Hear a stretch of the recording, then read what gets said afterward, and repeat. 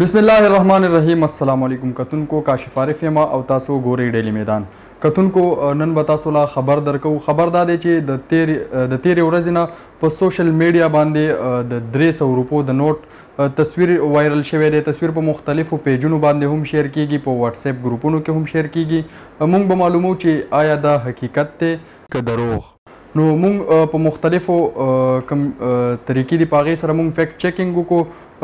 داوه په پوسټونو کې دا شوې ده چې د خیبر پښتونخوا یا وفاقي نگران حکومت عوامو دپاره یو تحفه راوړې ده او بیا د 300 روپو نوټ یې جاري کړی دی او دا هم پکې ویلی شوي دي چې دغه نوټ په 100 ورځو کې مارکیټ ته راشي.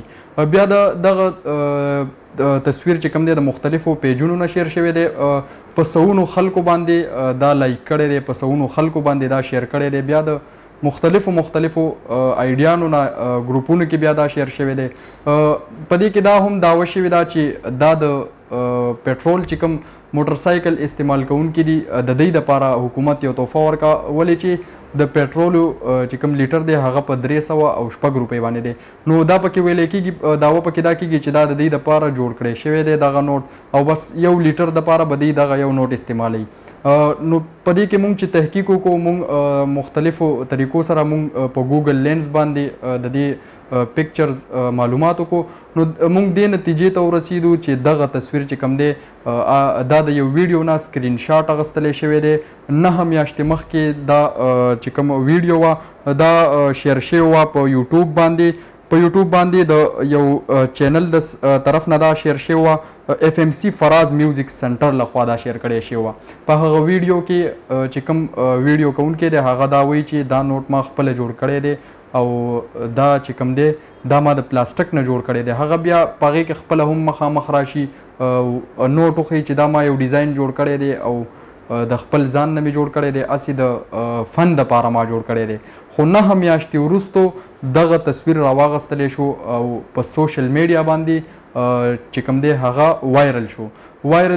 دا رنګ ورکړی شو چې حکومت چې کوم دی نگران حکومت د پټرولو چې کوم قیمتونه دي د هغې سره سم یې د 300 روپو نوټ راویستو.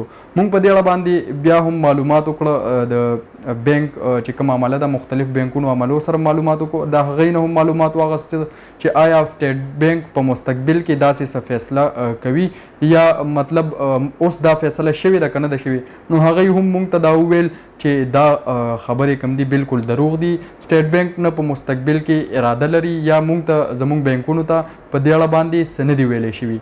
نو مونږ دې نتیجې ته ورسېدو چې دغه کم تصویر په سوشل میډیا باندې وایرل شوی دی د 300 روپو د نوټ، دا په مکمله توګه باندې فیک دی او دا چې کوم کس جوړ کړی و د پنجاب یو اوسیدونکی دی هغه جوړ کړی و. هغه خپله هم دا ویلي چې دا ما یو فن دپاره جوړ کړی دی، ما ډیزاین جوړ کړی په پلاستیک باندې دا پرنټ کړی دی، هغه دې نه پس شلولی هم دی. نو دا په مکمله توګه باندې فیک دی. یقینا تاسو به د رښتیاو نه خبر شوي. مننه.